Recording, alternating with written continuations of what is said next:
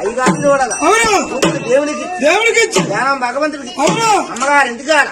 1 2 3 4 పాదాలు మా అమ్మగారి ఇంటికాడ 500 పాదాలు